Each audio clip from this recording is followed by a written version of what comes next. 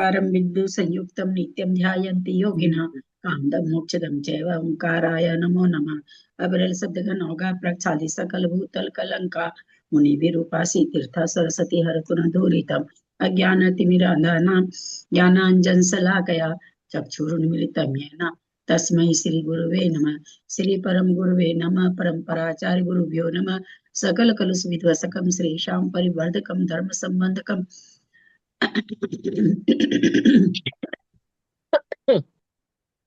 पाप प्रणाशम पुण्य प्रकाशम पाप प्रणाशम इदम शास्त्रम श्री आदि पुराण ग्रंथराज नामधेयम अस्य मूल ग्रंथ करतारः श्री सर्वज्ञ देवास्तुतर ग्रंथ करतारः श्री गंधर देवा प्रतिगंधर देवा तेषां वचनानुसारताम् आसाद्य श्रीमत रवि जिनसे नाचार्य न विदितमिदं शास्त्रम श्रोतारः सावधानतया शृण्वन्तु। मंगलम भगवान वीरो मंगलम गौतमो गणि मंगलम धुंधाद्यो जैन धर्मोस्तु मंगलम सर्वमंगल मांगल्यम सर्वकल्याणकारकम प्रधानम सर्वधर्माणां जैनम जयतु शासनम जैनम जयतु शासनम जैनम जयतु शासनम सरस्वती नमस्तुभ्यं वरदे कामरूपिणि विद्यारंभं करिष्यामि सिद्धिर्भवतु मे सदा। द्वादश जिनवाणी माता की जय।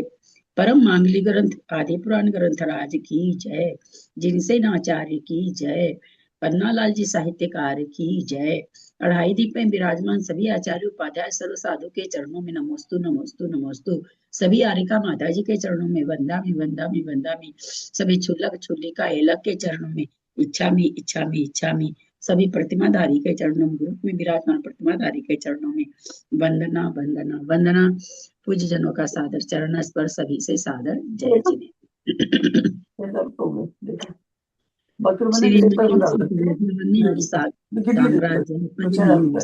रिसला जी म्यूट हो जाइए। नमः संसार भीम से बोलो आदिनाथ भगवान की जय। दीदी प्रणाम। आज भाई साहब का तो कोई मैसेज नहीं आया। नहीं वो नहीं कॉल करेंगे अभी 2-3 दिन। अच्छा तो फिर आज नंबर है सरिता जी पांड्या का नंबर है। सरिता जी पांड्या आई है क्या? उषा जैन, उषा जैन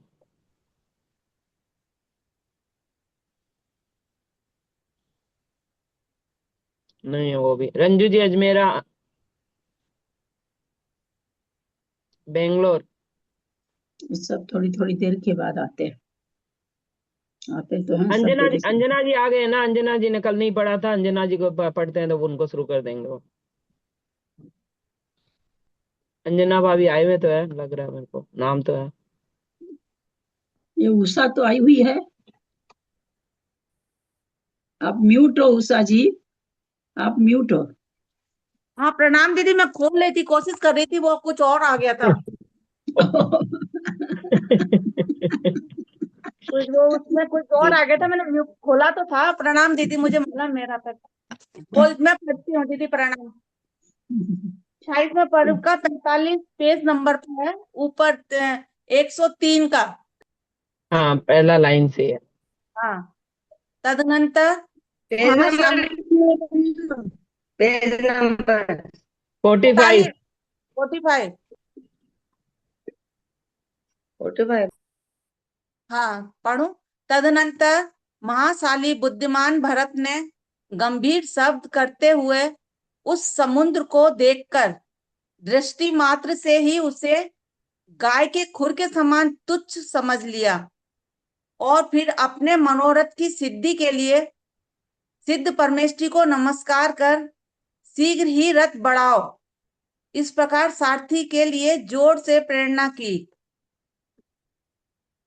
जिनकी राह खुरके माने क्या होता है? खुरके के समान गाय का नाखून भी बता देंगी। और ना, गाय के खुरके के समान। गाय के खुरके माने गाय के खुर पैर के नीचे के जो दाग पड़ते हैं पानी में, वो गाय के खुर के दाग कहलाते हैं। गाय के अच्छा। पैर के जो चूर्ण पड़ते हैं ना, वो गाय के खुर कहलाते हैं। चिन्ह को, उस मट्टी में जो दाग पड़ता उसको कहते हैं। उस चिन्ह को देख करके कहते हैं ये गाय के खुर है, लगता है इधर से गाय गई है ना, ऐसे लोग कहते हैं। जैसे पाद चिन्ह बोलते हैं, जैसे गाय की हाँ पाद चिन्ह। हाँ, जैसे मनुष्यों के पैर के चिन्ह होते हैं ना, वैसे गाय के पैर के चिन्ह को खुर कहते हैं। ठीक भाभी है। गाय के खुर खुर तो नखून को कहते हैं। गाय के खुर, गाय के जो नखून होते हैं ना, नखून जैसे होते हैं, उसको बोलते हैं खुर।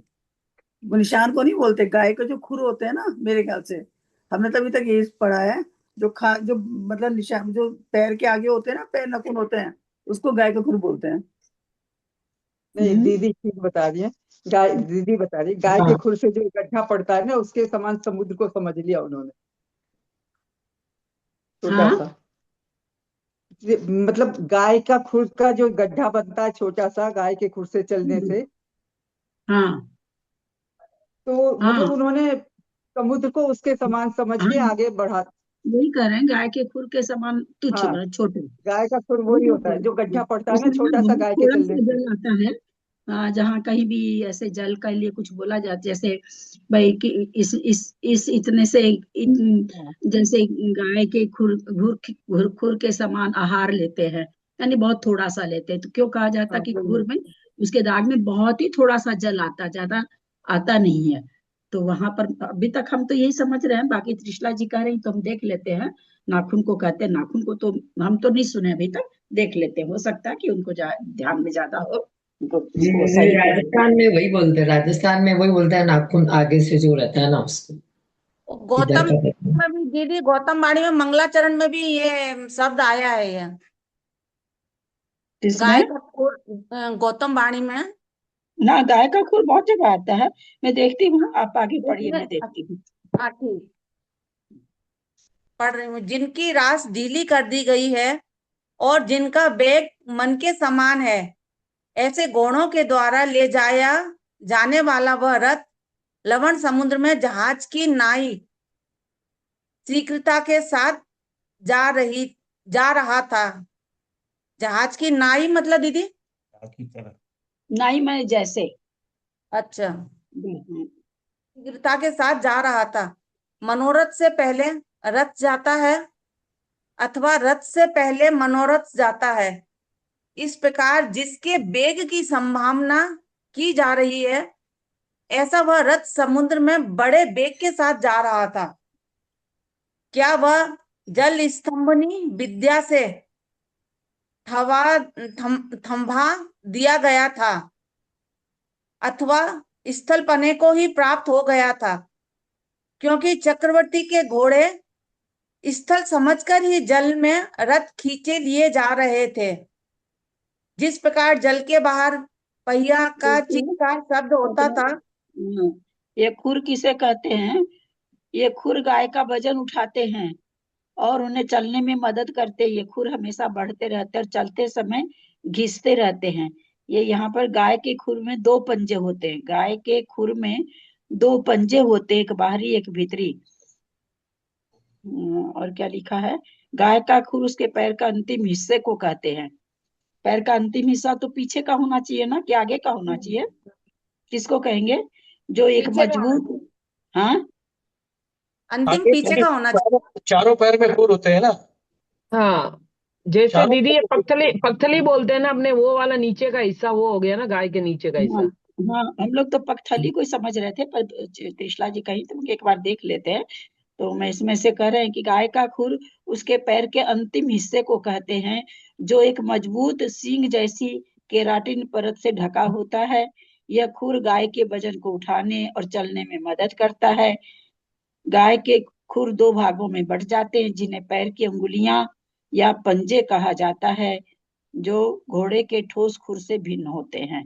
अब तो यहाँ पर तो नाखून जैसा निकला तो नहीं इनसे, इन शब्दों से नाखून जैसा बात तो नहीं निकला भाई।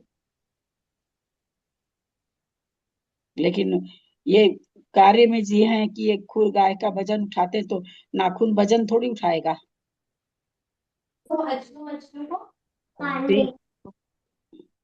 खड़े और होते उन्हें हैं सींग चलने, के नीचे। हाँ, और उन्हें चलने में मदद करते हैं, ऐसा लिखा है। तो मेरी समझ में नाखून चलने में मदद थोड़ी करता होगा, अगर नाखून इसका निकाले अर्थ तो। पैरों के नीचे की गद्दी जो होती है डिवाइडेड पगतली डिवाइडेड वो होती है। वो पगतली, हाँ, हाँ। वो तो हम कह ही रहे हैं कि हम लोग का हाँ ना कहीं तो ऐसे पढ़ा हुआ था कि गाय के खुर में जितना जल आता है उतना सा भोजन करते हैं, ऐसे करके कुछ कहीं पर याद आ रहा पढ़ा हुआ कि मतलब इतना सा भोजन लेते हैं एकदम कितना, बोला जितना गाय के खुर में जल अटता है, ऐसा कुछ। हो सकता है हम गलत हूँ, याद इतनी चीजें नहीं रहती है। और जिस प्रकार जल के बाहर घोड़े दौड़ते थे, उसी प्रकार जल के भीतर भी दौड़ रहे थे। आहा, चक्रवर्ती का पुण्य भी कैसा आश्चर्यजनक था। वे घोड़े बड़ी बड़ी लहरों से सींचे जाने पर भी बिना किसी परिश्रम के रथ को ले जा रहे थे। उन लहरों से उन्हें कुछ दुख नहीं होता था, बल्कि उनका परिश्रम दूर होता जाता था। रथ के पहिए के आघात से आकाश की ओर उछलने वाले जल के समूह ने ध्वजा के वस्त्र में भी जाड़े अर्थात भारीपन ला दिया था। सो ठीक ही है, क्योंकि जल का ऐसा ही स्वभाव होता है। भावार्थ, संस्कृत काव्यों में ड और ला के बीच कोई भेद नहीं माना जाता, इसलिए जालानाभ की जगह जड़ानाभ पढ़कर चतुर्थ चरण का ऐसा अर्थ करना चाहिए कि मूर्ख मनुष्यों का यही स्वभाव होता है कि वे दूसरों में भी जाड़े पगथली का ही चित्र दे रखा है इसमें, तो गाय चित्र भी दे रखा है, उसके पाँव के नीचे को दिखा रखा है, गाय के पाँव का नीचे का हिस्सा दिखा रहा है। यदि आप बता रहे तो सही होगा, वो मतलब उसमें है तो सही होगा वो तो। चल, वे दूसरे में भी जाड़े अर्थात मूर्खता उत्पन्न कर देते हैं। घोड़ों के शरीर पर लगाया हुआ अंगराग लेप परिश्रम से उत्पन्न हुए पसीने से गीला नहीं हुआ था, केवल खुरों के बेग से उठे हुए जल के छींटों से ही धुल गया था। रथ के पहियों के संगठन से क्षणभर के लिए समुद्र का जल हटकर दोनों ओर हो जाता था।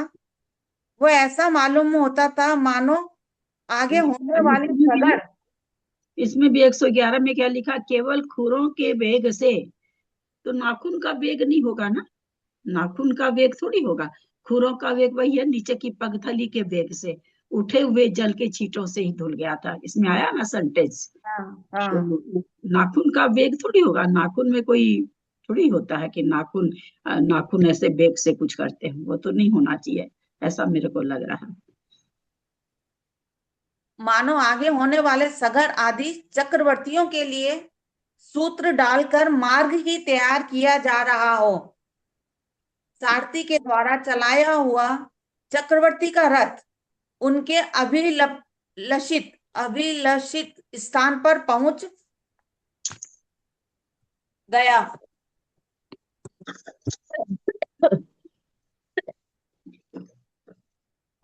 और पुण्य रूपी सारथी के द्वारा प्रेरित हुआ उनका मनोरथ भी सफलता को प्राप्त हो गया।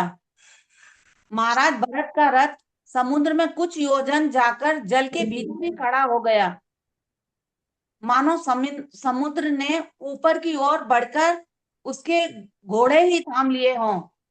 जब वह रथ समुद्र के भीतर 12 योजन चलकर खड़ा हो गया, तब चक्रवर्ती ने कुछ कुपित होकर धनुष उठाया, जिसको प्रत्यंचा डोरी स्फुरायमान है और कांड ब्रज के समान है। ऐसा वह धनुष जिस समय चक्रवर्ती ने प्रत्यंचा से युक्त किया था, उसी समय यह जगत अपने जीवित रहने के संदेह रूपी झूला पर आरूढ़ हो गया था, अर्थात समस्त संसार को अपने जीवित रहने का संदेह हो गया था। समस्त दिशाओं को बार बार शब्दायमान करते हुए चक्रवर्ती के धनुष की स्फुरायमान प्रत्यंचा के शब्द ने इधर उधर भागते हुए मच्छों के समूह से भरे हुए समुद्र को भी क्षोभित कर दिया था। क्या यह चक्रवर्ती समुद्र का संहार करना चाहता है? अथवा समस्त संसार का। इस प्रकार आशंका कर विद्याधर लोग उस समय क्षण भर के लिए आकाश में खड़े हो गए थे। जो टेढ़ा होकर भी गुणवान पक्ष में डोरी से सहित और सरल कार्य करने वाला था, पक्ष में सीधा बाण छोड़ने वाला था, ऐसे उस धनुष पर चक्रवर्ती ने प्रशंसनीय योग्य आसन से खड़े होकर भी व्यर्थ न जाने वाला अमोघ नाम का बाण रखा। मैं वृषभ देव का पुत्र भरत नाम का चक्रवर्ती हूँ, इसलिए मेरे उपभोग के योग क्षेत्र में रहने वाले सब व्यंतर देव मेरे अधीन हो। इस प्रकार जिस पर स्पष्ट अक्षर लिखे हुए हैं, ऐसा हुआ वह चक्रवर्ती के द्वारा चलाया हुआ बाण मुख्य दूत की तरह पूर्व दिशा की ओर मुख कर चला, और जिसने वज्रपात के शब्द को जीत लिया है, ऐसा भारी शब्द करता हुआ तथा मागध देव की सेना में क्षोभ उत्पन्न करता हुआ वह बाण आकाश तल से मागध देव के निवास स्थानों में जा पड़ा। क्या ये कल्पांत काल के वायु से ताड़ित हुआ समुद्र ही क्षोभ को प्राप्त हुआ है, अथवा जोर से शब्द करता हुआ वज्र पड़ा है, अथवा भूमिकंप ही हो रहा है। इस प्रकार जिनकी बुद्धि अत्यंत व्याकुल हो रही है, ऐसे उसके समीप रहने वाले व्यंतर देव तैयार होकर मागध देव के पास आए और उसे घेर कर खड़े हो गए। हे देव, हमारे सभा भवन के आंगन में कोई देदीप्यमान बाण आकर खड़ा है, उसी से क्षोभ हुआ है, इसका दूसरा कारण नहीं है। 125 हो गए दीदी, प्रणाम। हाँ, रेखा जैन जी है क्या? नहीं है। रंजू जी अजमेरा जी है क्या? है। रेखा जी, हाँ बोल हाँ पल्ली। भाभी को प्रणाम, सबको सादर जय लेना। इस प्रकार रक्षा करने वाले वीर योद्धाओं के ने शीघ्र ही आकर अपने स्वामी मागध देव से एक लाइन छोड़ दी आपने, हे प्रभु से पढ़िए। अच्छा ठीक है, सॉरी। हाँ हाँ। हे प्रभु, जिस किसी देव अथवा दानव ने यह बाण छोड़ा है, हम सब लोग उसका प्रतिकार करने के लिए तैयार है। इस प्रकार रक्षा करने वाले वीर योद्धाओं ने शीघ्र ही आकर अपने स्वामी मागध देव से निवेदन किया, और मागध देव ने भी बड़े जोर से उन्हें उत्तर दिया कि चुप रहो, इस प्रकार वीर वाक्यों से कुछ लाभ नहीं है। तुम लोग वे ही मेरे अधीन रहने वाले देव आपका हो। मोबाइल ठीक करो, दिख नहीं रहे हो। हाँ, आप दिख नहीं रहे हैं, थोड़ा सा मोबाइल एडजस्ट करिए। हाँ।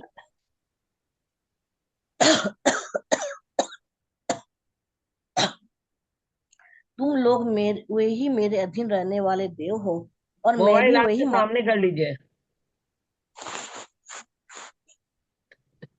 हाँ, देव हो, मैं भी वही मागध देव हूँ। क्या मुझे कभी पहले अपना शत्रु सहन हुआ है?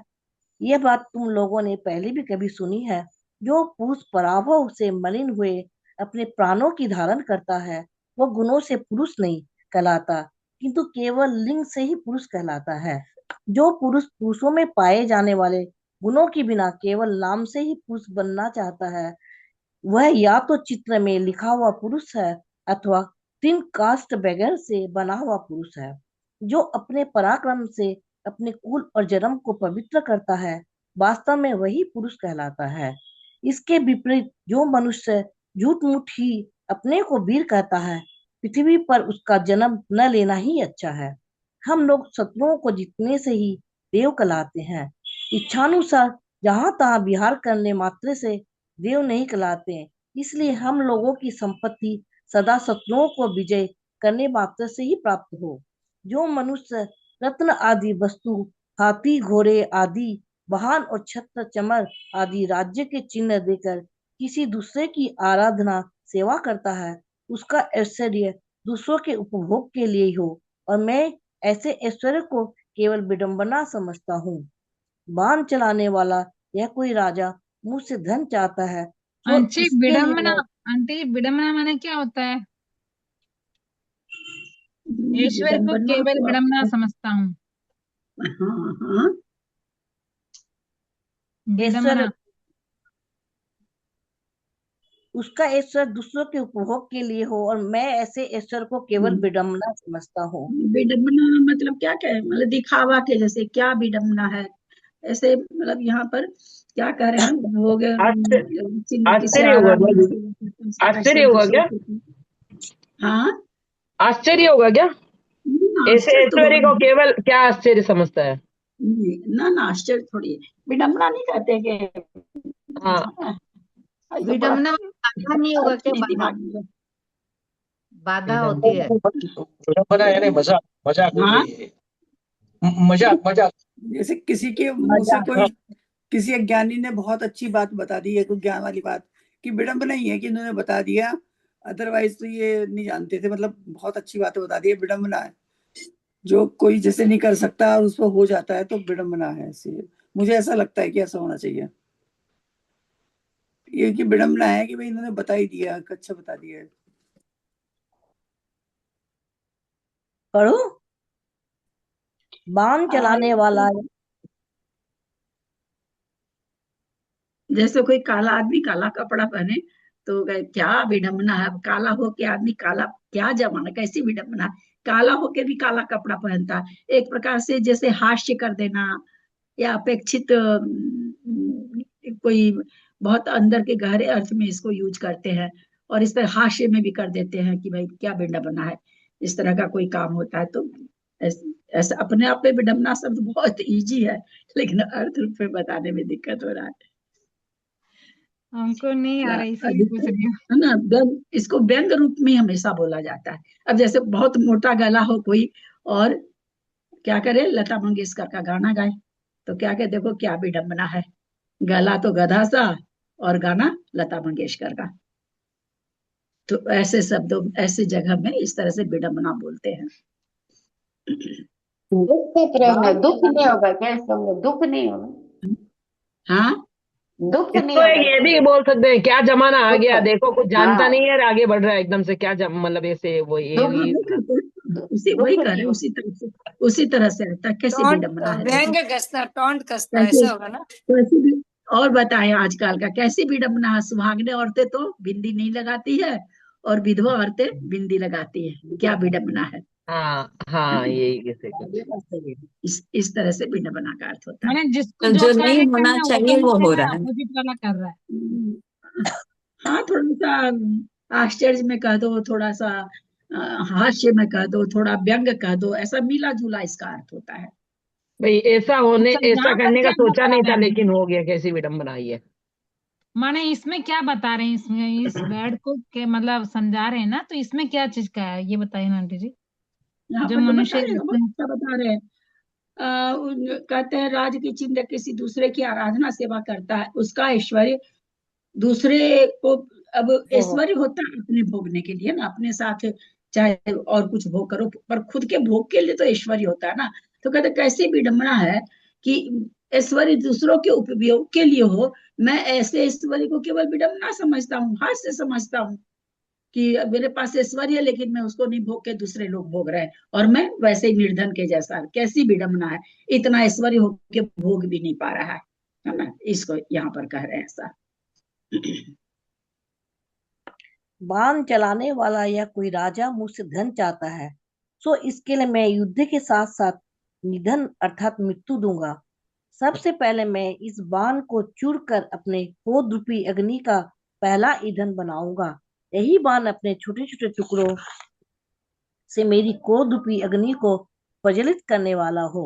इस प्रकार यह माधव देव क्रोध से तिरस्कार के साथ साथ कठोर वचन कहकर दांतों की कांति को संकुचित करता हुआ जब चुप हो रहा, तब कुल परंपरा को देखने वाले समीपवर्ती देव उसका क्रोध समन करने के लिए उससे कहने लगे, सो ठीक ही है, क्योंकि राजा लोगों की स्थिति विद्या की अपेक्षा वृद्ध हुए मनुष्य से ही होती है।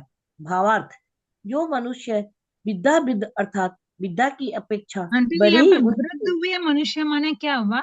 वृद्ध हुए मनुष्य, हम्म, हम्म, वृद्ध हुए मनुष्य, बूढ़े हुए।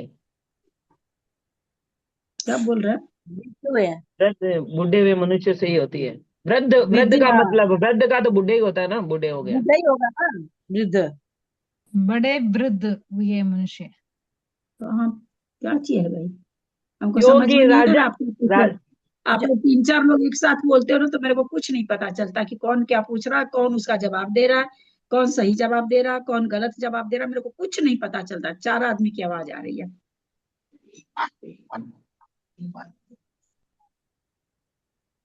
आंटी जी लिखा है 136 का है दीदी श्लोक, वो बात देखिए आप।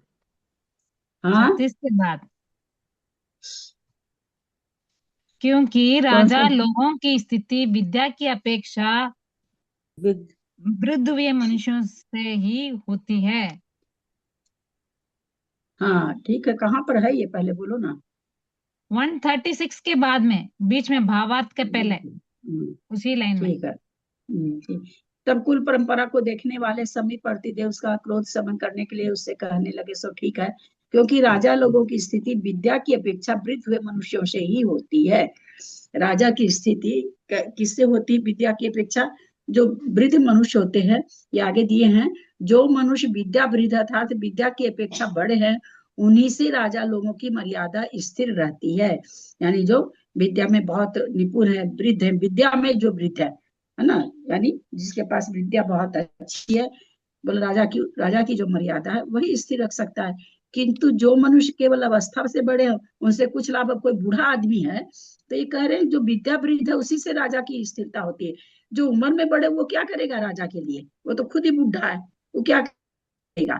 तो कह रहे हैं जो वय में वृद्ध है उससे कुछ नहीं होगा, जो ज्ञान में वृद्ध है वही राजा को स्थिर करता है। तो इसमें यही मतलब है कि ज्ञान की मतलब क्या बोलते हैं वो एक्सपीरियंस है, कहाँ पर क्या मतलब करना है। यहाँ यहाँ वृद्ध का ये कर रहे हैं कि वृद्ध विद्या वृद्ध ही जो विद्या की अपेक्षा बड़े होते, नेचुरली जो कुशल होते हैं, ज्ञानवान होते हैं, तो राज्य में तो वही लोग काम आते हैं ना। आज की जितनी भी चीजें होती, तो जो विद्या वाले विद्याधारी होते हैं, विद्या मतलब वो विद्याधर नहीं, जितना ज्ञान होता है उन्हीं लोग से राजा का हर कार्य होता है। अब कोई कहे वृद्ध मतलब उम्र वाले को ले लो, तो बोले यहाँ पर वो करे, वो उस वृद्ध की बात हम नहीं कर रहे हैं जो उम्र में खूब बड़ा हो गया है, उसकी बात, उससे क्या होगा? यहाँ पर लिख रहे उससे क्या होगा? राजा की मर्यादा तो जो विज्ञान से वृद्ध है उससे होगा, यानी जो ज्ञानवान है उससे होगा। तो कहने का मतलब तो अनुभवशाली वैसे। अनुभव आप क्यों लेते हैं? शब्दों को आप लोग क्यों बदल देते हैं? नहीं अनुभवशाली पूछ तो रहे वो हैं। वृद्ध होगा। एक मिनट, अनुभव किसको होगा? 100 बरस के आदमी को होगा कि 30 बरस के आदमी को होगा? 100 बरस का आदमी का मतलब फिर ज्ञानवान होगा तो उसको सब चीज और का ज्ञान, नॉलेज होगा एक ना। मिनट मेरा पहले पूरा सुन लीजिए, अपना हाँ हमको समझाने के बजाय मेरा सुन लीजिए। और अभी हाँ 30-30 बरस के जो इंजीनियर बन रहे हैं, वो अभी के 100 बरस वाले से विद्यावृद्ध है कि क्या है, अज्ञानी है? पता नहीं आंटी जी, वो तो पता नहीं है। अभी तो कंप्यूटर है तो बहुत ही मतलब सॉलिड है ना। विद्यावृद्ध हो गए ना वो तो।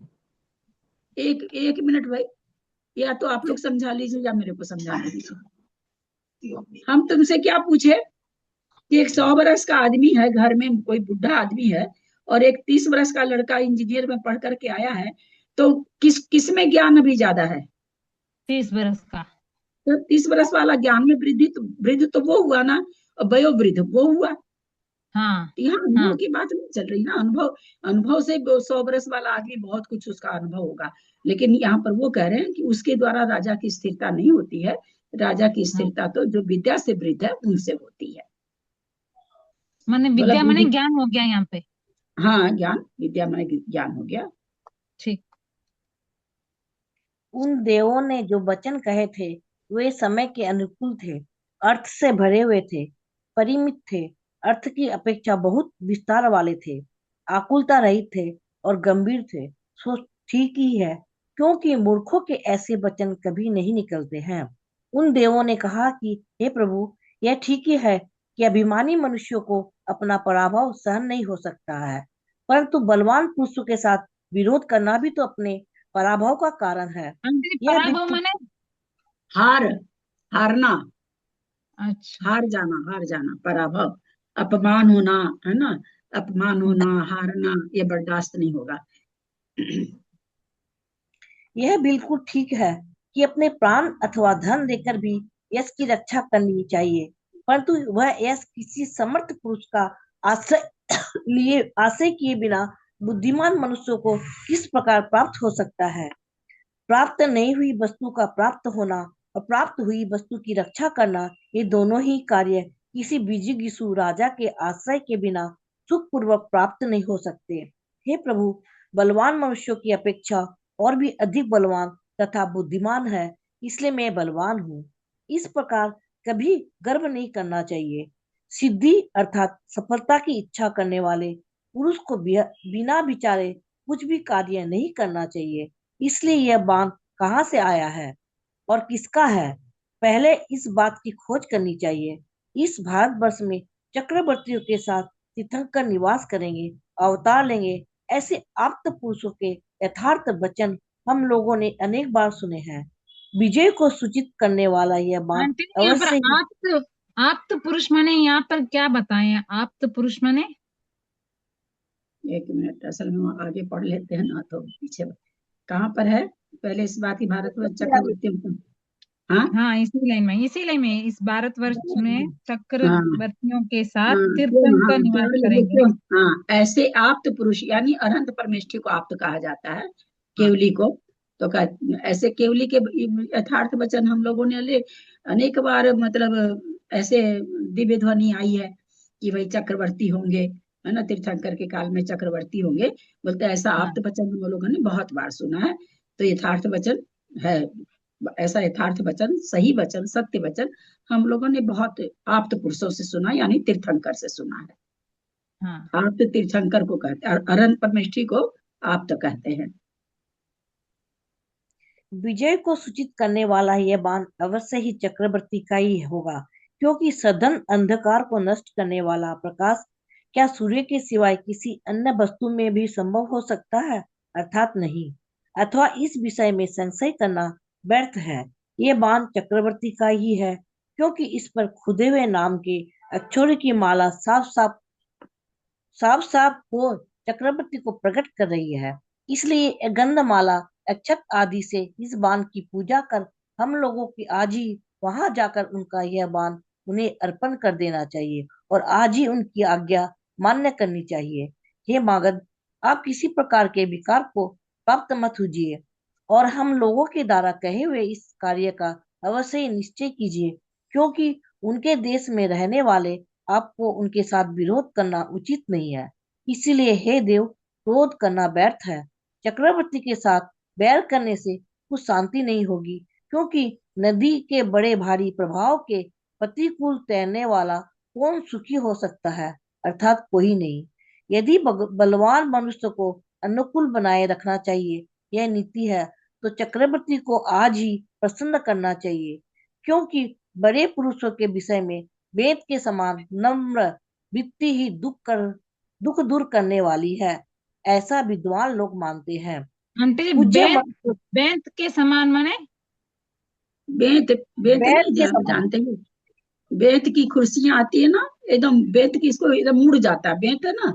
बाकी लकड़ी को तो आप मोड़ते हैं तो टूट जाती है। बेंत को देखिए, आप देखिए ना, बेंत की कुर्सी वगैरह रहती है, एकदम ऐसे घुमा घुमा के उसकी डिजाइन बनी रहती है। तो क्या होता है, नम्र होता है एकदम, है ना, मुलायम होता, मुड़ जाता है, टूटता नहीं है। तो उसी के लिए कह रहे हैं कि बेंत के समान नम्र होना चाहिए।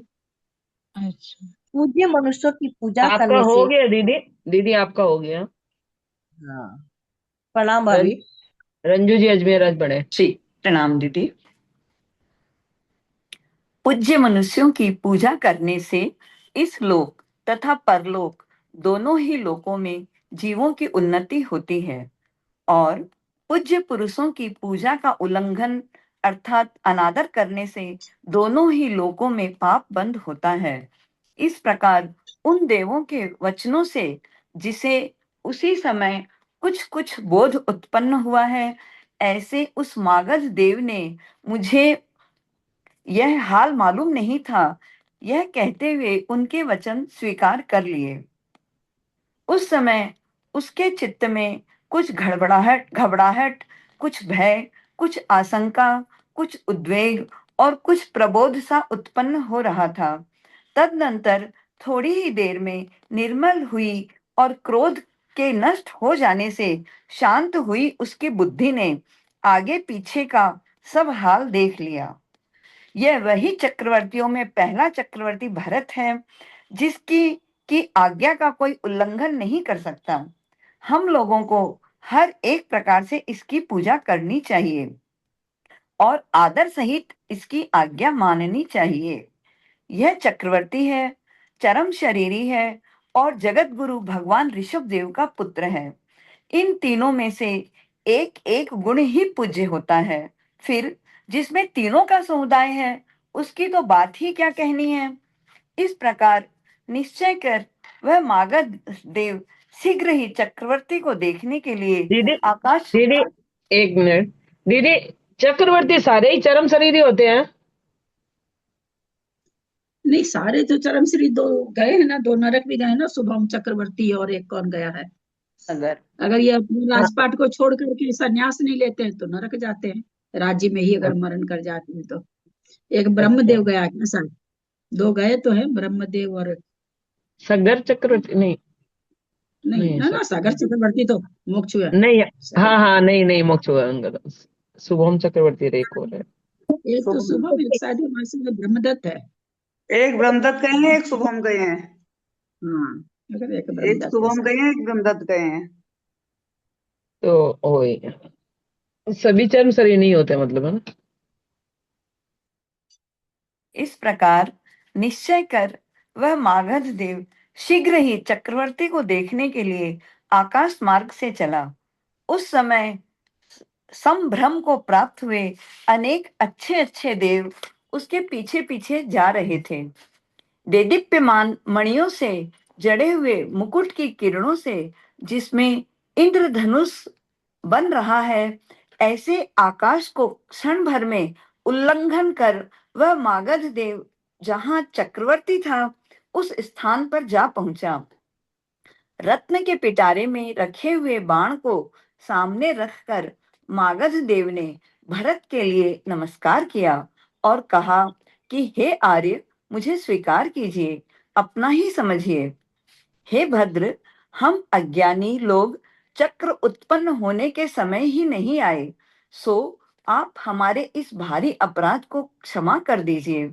हम बार बार प्रार्थना करते हैं। हे श्रीमन, आपके चरणों की धूलि के स्पर्श से केवल यह समुद्र ही पवित्र नहीं हुआ है, किंतु आपके चरण कमलों की सेवा करने से हम लोग भी पवित्र हो गए हैं। हे प्रभु, यद्यपि ये रत्न अमूल्य हैं और स्वर्ग में भी दुर्लभ हैं, तथापि आपकी निधियों के नीचे रखने में काम आवे। यह अतिशय देदीप्यमान तथा सुअर, सीप, बांस और हाथी में उत्पन्न न होने वाले दिव्य मोतियों से गूंथा हुआ हार आपके वक्षस्थल के आलिंगन से पूज्यता को प्राप्त हो तथा ये देदीप्यमान चमकते हुए दोनों कुंडल आपके कानों की संगति से पवित्रता को प्राप्त हों। इस प्रकार उस मागध देव ने एक रूपता को प्राप्त हुए तीनों लोकों की सार वस्तुओं के समुदाय के समान सुशोभित होने वाला हार और दोनों दिव्य कुंडल भरत के लिए समर्पित किए। तदनंतर जिसका चित्त अत्यंत प्रसन्न हो रहा है, ऐसे मागध देव ने अनेक प्रकार के रत्नों से रत्नों के स्वामी भरत चक्रवर्ती की पूजा की और फिर उनसे आदर सत्कार पाकर उन्हीं की सम्मति से वह अपने स्थान पर चला गया।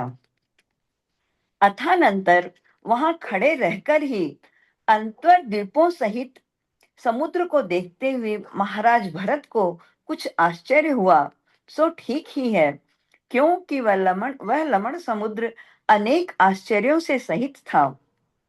तदनंतर दांतों की किरणें रूपी पुष्प मंजरी को बिखेरता हुआ सारथी कौतूहल से समुद्र को देखने वाले भरत से इस प्रकार कहने लगा कि उछलती हुई चंचल लहरों रूपी भुजाओं के द्वारा धारण किए हुए देदीप्यमान मणियों के समूह ही जिसकी पूजा की सामग्री है, जो शब्द करते हुए असंख्यात शंखों से आकुल है, जो प्रत्येक बेला के साथ जोर से शब्द कर रहा है, वायु के द्वारा कंपित हुआ जल ही जिसके नगाड़े हैं, और जो इन सब से ऐसा जान पड़ता है मानो आपके लिए अर्घ ही देना चाहता हो, ऐसा यह समुद्र सदा आपके लिए आनंद देवे। అంటే प्रत्येक बेला माने क्या हुआ? प्रत्येक बेला कहाँ पर है? जो प्रत्येक बेला के साथ जोर से शब्द कर रहा है, सेकंड लाइन में, हाँ, वायु के 169 द्वारा कंपित हुआ जल ही जिसके नगाड़े हैं। अरे श्लोक नंबर पढ़ बोलो ना यार, मैं बहुत आगे श्लोक पढ़ लेती नंबर हूँ मैं। 170 के नहीं 169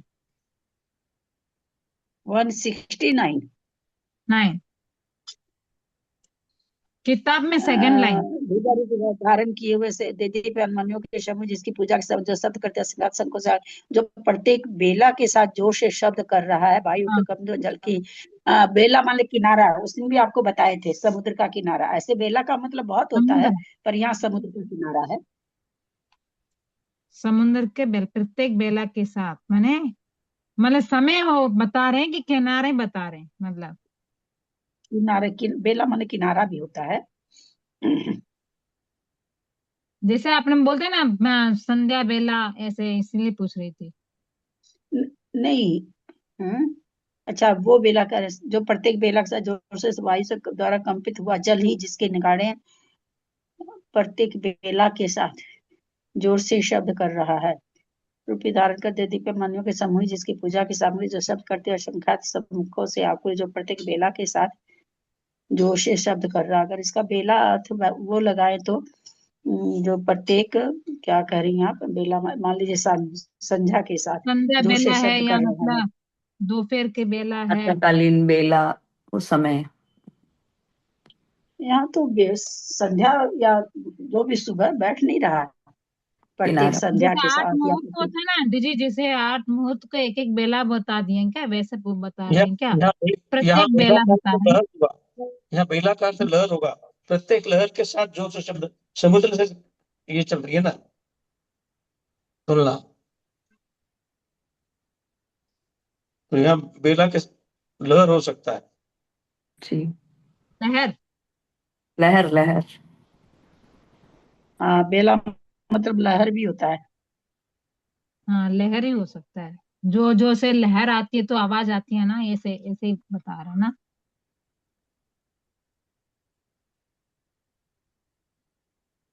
जी, पढ़ूं। आकाश की ओर उछलता हुआ और चंद्रमा की किरणों के समान कोमल कांति वाले जल के छोटे छोटे छींटों से व्याप्त हुआ इस समुद्र का यह जल ऐसा जान पड़ता है मानो दिशा रूपी स्त्रियों के साथ परिचय करने के लिए चारों ओर से हास्य ही कर रहा हो, अथवा अपना यश बांटकर प्रत्येक दिशा में फैलाना ही चाहता हो। खुली हुई सीपों के मोतियों से व्याप्त हुआ भ्रमर के समान काला और मकर, मीन, मगरमच्छ आदि जल जंतुओं की राशि समूह से भरा हुआ यह समुद्र का जल कहीं ताराओं सहित भ्रमर आंटी के समान मकर माने क्या होता है यहाँ पर? काला और मकर, हाँ, काला और काला ये मकर। वो है ना, खुली हुई सीपों, हाँ, खुली हुई सीपों के मोतियों से व्याप्त हुआ भ्रमर के समान काला और मकर, मीन, मगरमच्छ आदि कैसा है वो मकर माने क्या नाम है उसका? हाँ, मकर उसको कहते हैं ना, कछुआ मकर छोटी छोटी कछुआ वाली नहीं, कछुआ पानी में होता है क्या? मकर हाँ पानी में ही तो रहता है रूपा। कछुआ। कछुआ तो पानी में यहाँ ही रहता पर है। यहाँ पर बेला का अर्थ जो दिया है उसमें से वो समय ही निकलेगा, जो प्रत्येक बेला के साथ यानी प्रत्येक समय के साथ, है ना। यहाँ बेला का अर्थ समय ही निकलेगा, है तो अर्थ तो बहुत उसका, लेकिन वो अर्थ इसमें नहीं बैठ रहे हैं, है ना। तो यहाँ पर समय ही समझना है। ठीक है। मकर वो राशि में बना रहता है ना, एक जानवर। मकर राशि बोलते हैं, हाँ, लेकिन यहाँ पर हाँ, मकर तो माने मगरमच्छ उसमें ही होता है देखिए दीदी, दीदी मकर मगरमच्छ। राशि मगरमच्छ ही होता है वो। नहीं, मगरमच्छ तो कछुआ कछुआ होता है, कछुआ। इसमें आता मगरमच्छ ना तो अलग से भक्तामर दिखा दिया है स्तुति, ना। मकर ध्वज मकर तुल्य रूपा।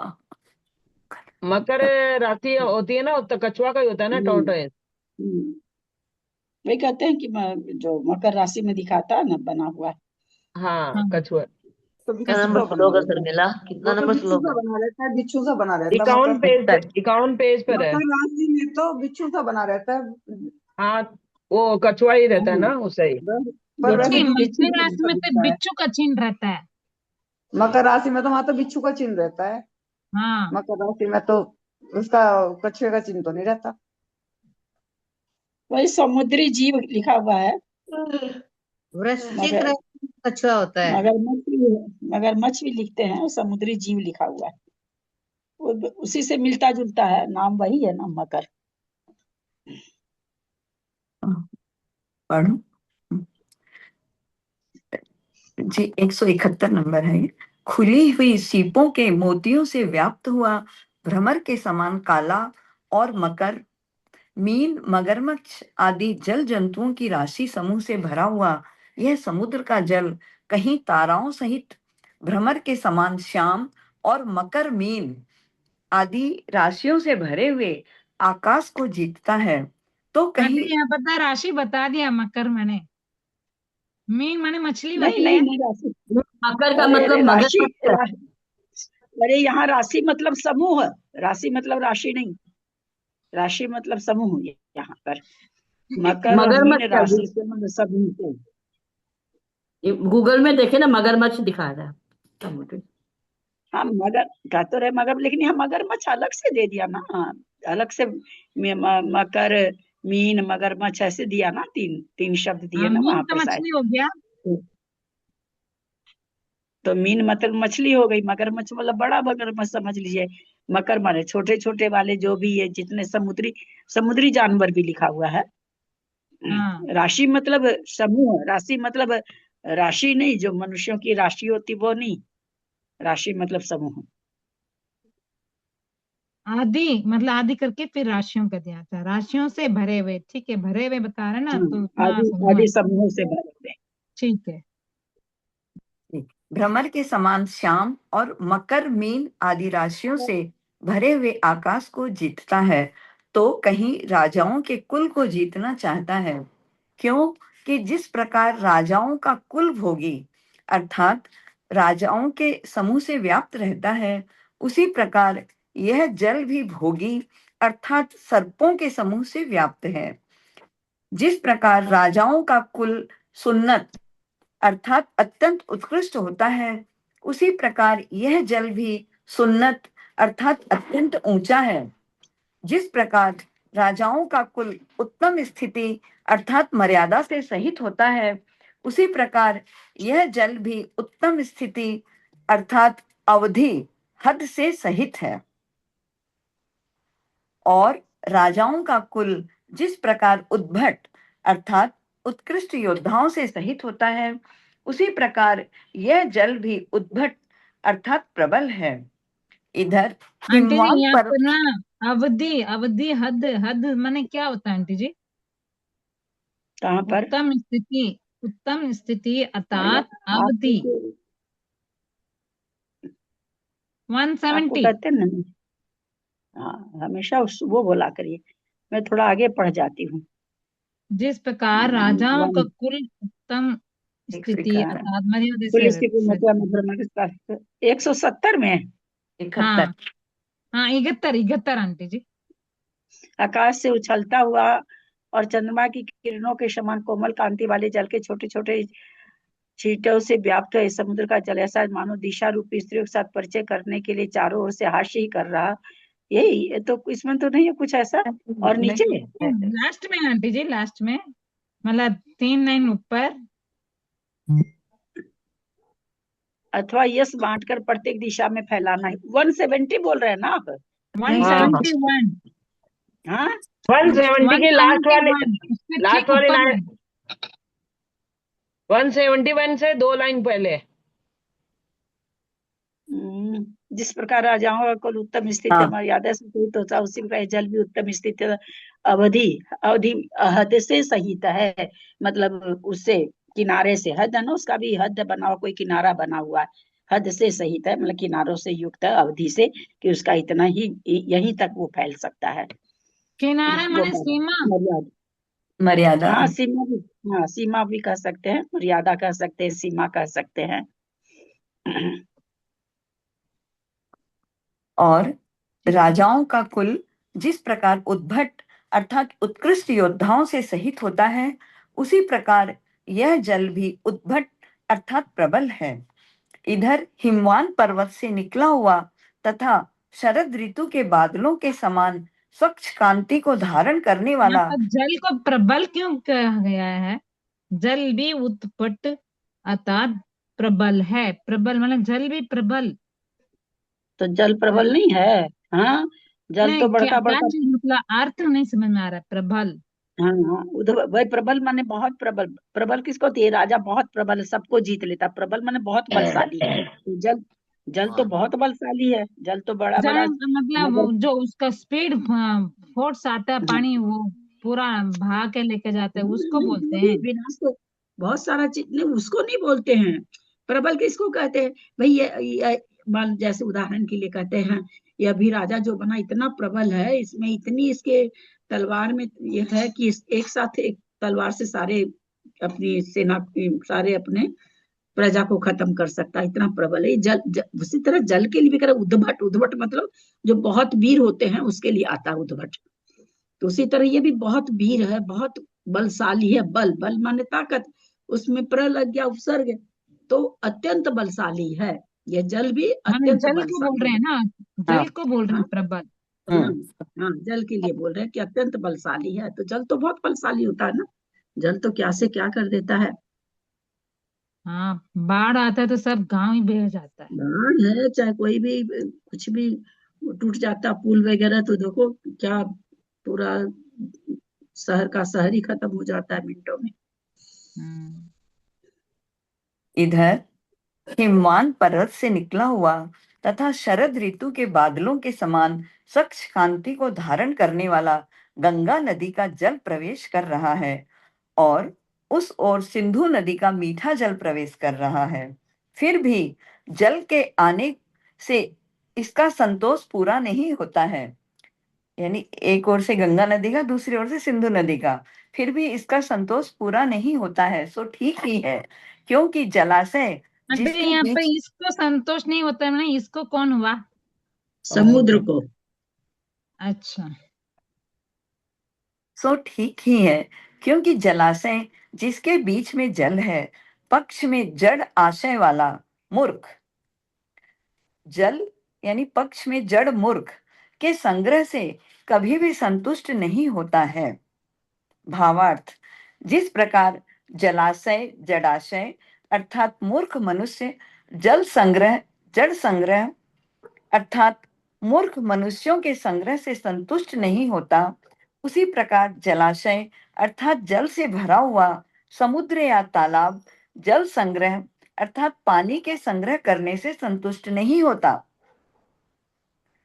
इस समुद्र के उदर में, उदर अर्थात मध्य भाग अथवा पेट में व्याप्त होकर पेय अर्थात जल अथवा दूध से अत्यंत पुष्ट हुए तथा चलते हुए कुलाचलों के समान बड़े बड़े इसके पुत्रों के समान मगरमच्छ और प्रमाण रहित अनेक लहरें, ये सब चारों ओर से एक दूसरे को धक्का देते हुए एक ही साथ समुद्र में निवास कर रहे हैं।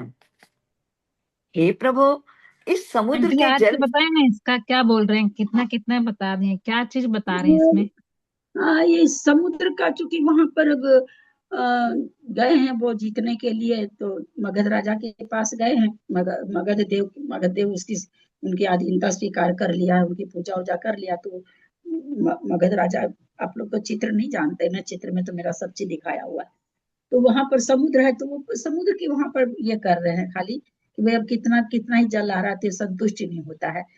कोई और क्या है उसमें, तो बोलते हैं मतलब उसका जो चलती हुई लहर है, तो कहते चलते हुए कुलाचलों के समान बड़े बड़े, इसके पुत्रों के समान मगरमच्छ। मगरमच्छ आप लोग को पता हो तो मगरमच्छ इतने बड़े बड़े होते हैं कि उसकी पीठ पर द्वीप बस जाते हैं।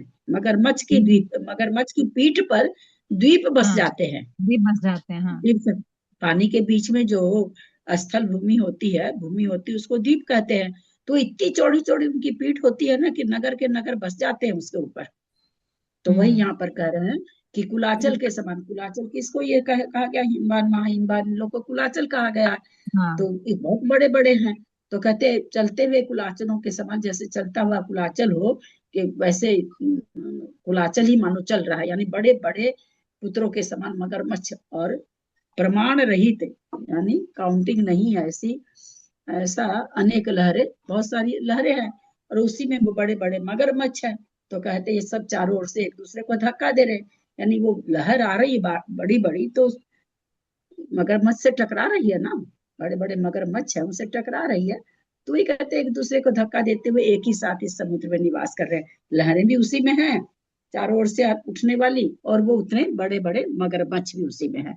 एक दूसरे को मगरमच्छ लहरों को धक्का देता रहता, लहरें मगरमच्छ को धक्का देती रहती है। तो कहते हैं आपस में एक दूसरे को धक्का देते हुए वे जल में ही,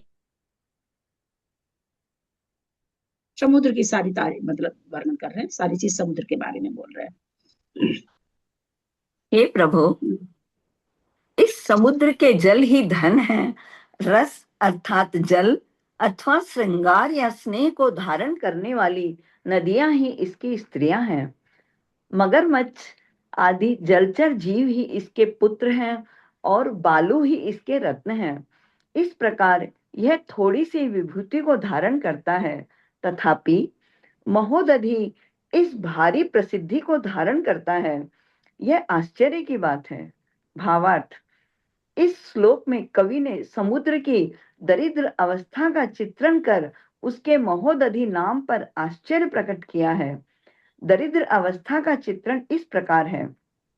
हे प्रभु, इस समुद्र के पास आजीविका के योग्य कुछ भी धन नहीं है, केवल जल ही इसका धन है। अर्थात दूसरों को पानी पिला पिलाकर ही अपना निर्वाह करता है।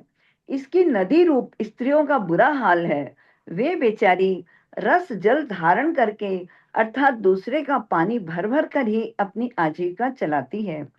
पुत्र हैं, परंतु वे सब जलचर अर्थात जड़चर मूर्ख मनुष्यों के नौकर हैं, अथवा मूर्ख होने से नौकर हैं, अथवा पानी में रहकर शैवाल बीनना आदि तुच्छ कार्य करते हैं।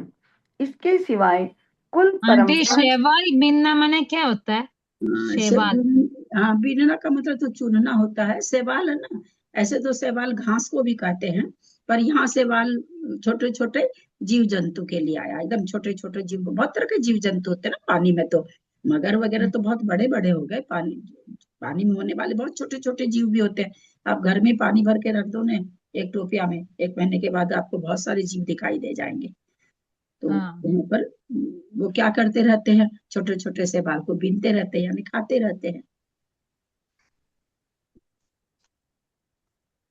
जो इसके जलचर जीव है, बड़े बड़े जलचर जीव है, वो शैवाल को बीनते रहते हैं, यानी छोटे छोटे जीवों को खाते रहते हैं।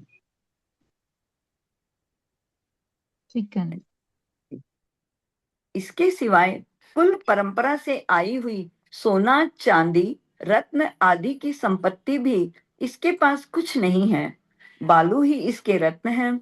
यद्यपि इसमें अनेक रत्न पैदा होते हैं, परंतु वे इसके निज के नहीं हैं, उन्हें दूसरे लोग ले जाते हैं, इसलिए दूसरे के ही समझना चाहिए। इस प्रकार यह बिल्कुल ही दरिद्र है। फिर भी महोदधि, महा प्लस उ प्लस दधि अर्थात लक्ष्मी का बड़ा भारी निवास स्थान इस नाम को धारण करता है। यह आश्चर्य की बात है। आश्चर्य का परिहार ऊपर लिखा जा चुका है। जो निश्वास के साथ निकलते हुए धूम से मलिन हो रहे हैं, जिनके फणाओं के मध्य भाग में रत्नों की कांति स्पष्ट रूप से प्रकट हो रही है, जो चारों ओर गोलाकार घूम रहे हैं, जिनके शरीर बहुत लंबे हैं और जो अकस्मात ही क्रोध करने लगते हैं, ऐसे ये सर्प इस समुद्र में अलात चक्र की शोभा धारण कर रहे हैं। प्रणाम। आंटी जी, अल्लाह चक्र माने क्या हुआ यहाँ पे?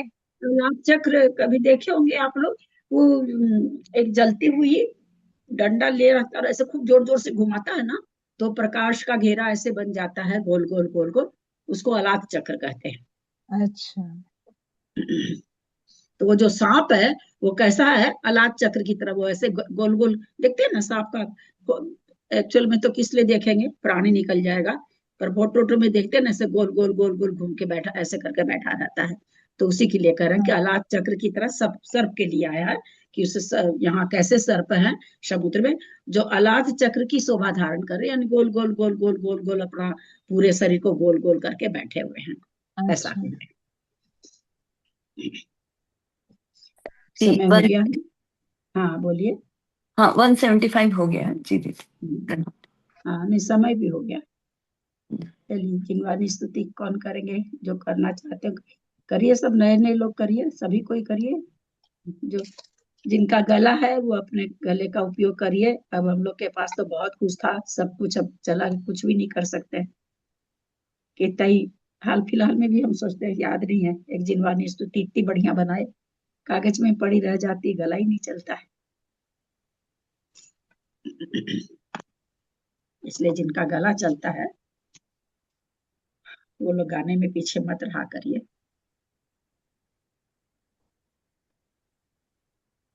और ये कौन कर रहा है? रंजू जी आप कर रहे हो क्या? जी करते। हाँ आप कर दीजिए, मेरा आज गला ठीक नहीं, खांसी बहुत हो रखी है, मैं 2-3 दिन से नहीं कर पाऊंगी।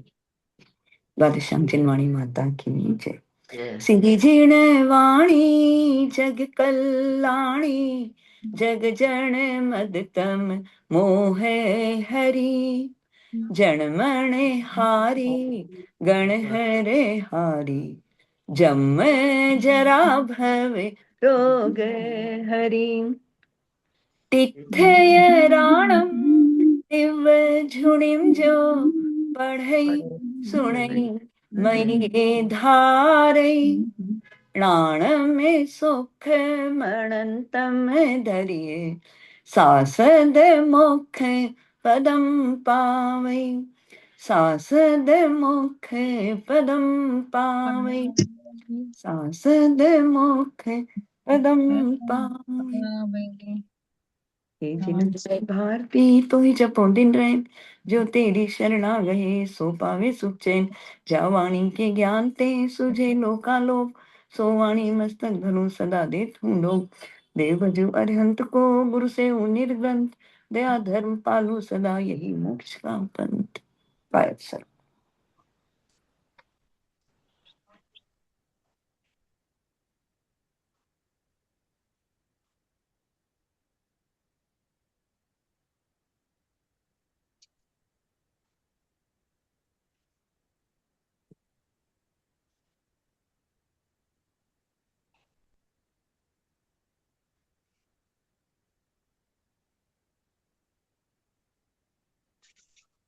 सभी